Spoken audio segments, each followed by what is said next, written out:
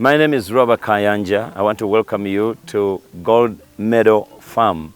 We are in the district of Chiriandongo on the area called and if you ferment this and you turn it into silage, because for us here what we do in the dry season like now, we turn to this because it's moist, it has got water in it and sugar in it. The silage we make out of maize, and we bring it and we put it in this place and we bury it, and so we store this food for eventualities, just in case they have no fuel for machinery, tractor is down, and the herdsmen are sick. We just dig our maize brand and we take it out. This is for cow milk. So this product is come from Kenya. It doesn't come from Uganda, but it's pretty good product you put in the mixture. It has full of minerals, full of things for the animals, and then you put the one on the feed we made out of the silage, out of the machine. Add in the molasses, you mix it here and everything, then you feed them. This is the spray race. It helps you control diseases, especially tick. Ticks are very dangerous to animals, especially the cows. You don't waste much more drugs as you would have wasted if you are spraying them or you are throwing them in a deep. They just walk through and they bathe and they go, and they bathe and they go, and they'll feel fine. You must fence the whole farm. So the whole 1 square mile is fenced. And you have to keep on fencing because animals in the communities, they don't spray them, they don't treat them, they don't deworm them. So they carry numerous diseases. And because we are in a more of like a jungle area, even wild animals like cobs, like little leopards and other things, they will always carry disease on your farm. That's one of the ways of controlling disease. You need a vet, either assistant vet. For us, we have 2 because of the number of animals we have here. So that if one misses it, the other one won't miss it. In Uganda, you must earn money anywhere on the farm, so that when the cows are not producing milk, at least you are selling the fish. If the fish is out of season, then you are selling the bananas or you are selling the pineapple, so that you don't get out of farming and you start looking for a job, because farming is a 24, 48 hours work. One of the things that we have realized that in this area is predominantly a maize growing area. So when we came here, they told us you can't grow bananas, and we brought them. Now other people have started getting sucklings from us. We are also introducing pawpaw, mangoes, guava, and pineapple. Seasons come and go. You can't depend on only your goats and animals. Otherwise, you sell your stock off in order to pay bills. So you must engage yourself in citrus fruit. You must engage yourself in crops, bananas, and animal husbandry, and chicken rear. My advice I'll give to young farmers is that if you're starting a farm, is locate where water is. Before you even think about buying land, locate where water is. If there's no water table or anywhere, create one. Dig a pond. Rain will fill it. This place didn't have natural rivers or fountains of water. We had to dig it. We've got about 6 or 7 ponds of this magnitude. We're going to use this one for fish. We will do tilapia and catfish, and we're going to try also now perch. We are now treating the water so that you kill every germ and every bacteria, and also kill the acidity of the soil. Then when the fish come, they will be able to live of whatever you're putting in.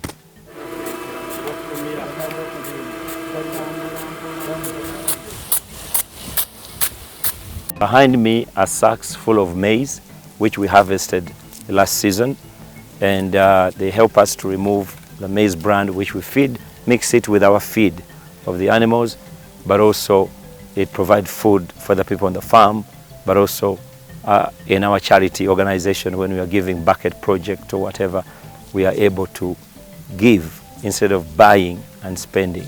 You must store your maize in bags like this so that when you seal it, it does not get spoiled. So it can last 3 to 6 months. So you can wait until the prices go up. When the price go up, then you can sell. Most farmers just take from the field and they just sell. By the time we harvested, maize was 500. Now it's 850. So probably this will be a right time to sell and you can make some money. But without proper storage, farmers cannot do anything. Our farm is well organized in terms of team.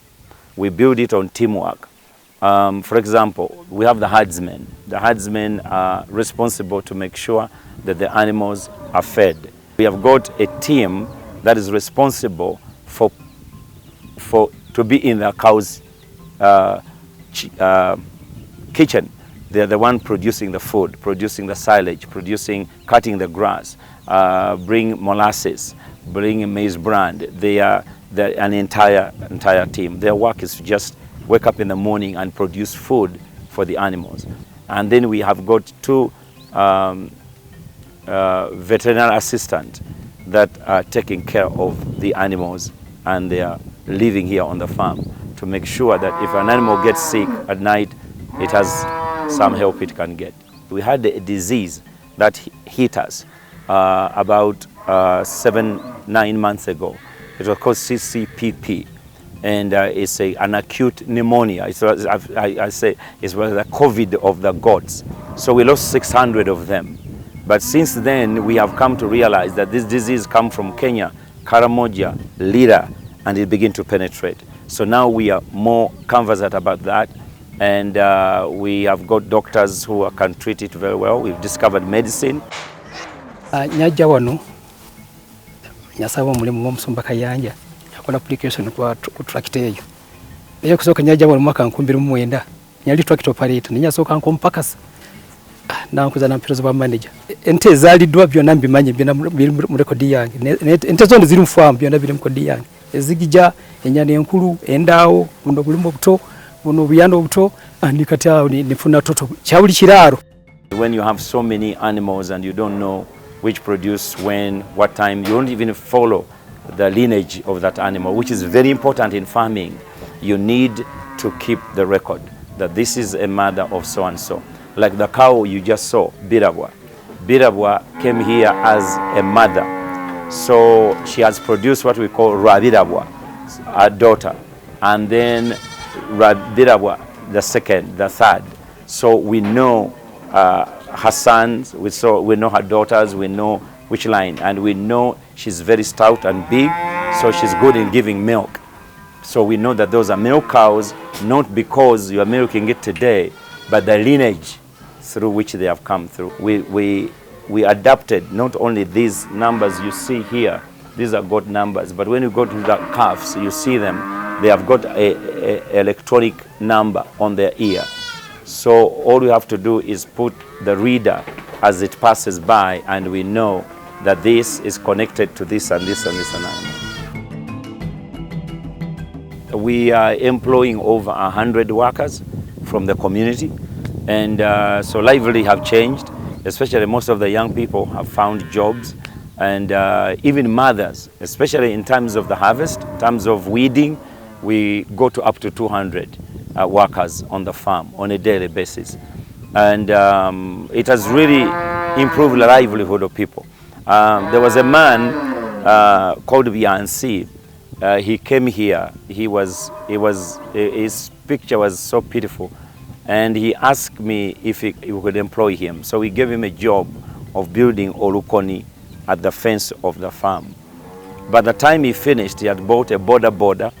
Now he has 2 of them. They are making business for him. His family is better. And so that's one life. But even others, in the communities. People's lives have changed. Kids are going to school. We have got machines that make, we have tractors, first of all. Every farm must have a tractor. And we have got about 3 tractors. 2 of them are in repair here on the farm. We bring the mechanics to do it here on the farm. The other one is silage makers, because you have to, we plant a lot of napier grass, which is ebisagazi or elephant grass in Africa as it's known, and we turn it into animal feed.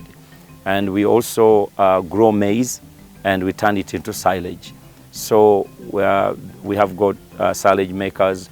We've got, we also plant grass.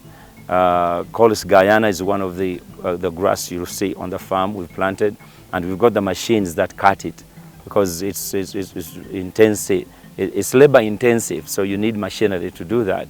We also have machines. As I said, we are in a process of installing the maize mill, but you need the shredder that shreds the maize from the chikongoliro. So you need that. So that one we have. That's why we separate, and then we get the seed. The others is the irrigation system.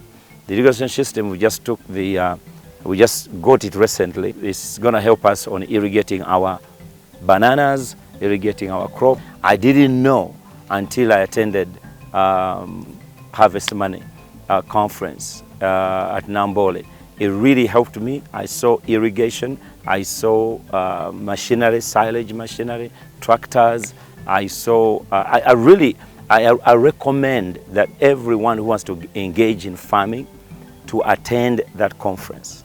I think it's a blessing from heaven, so that you can get more knowledge. Many of us were not agriculturists, but you have to really make things work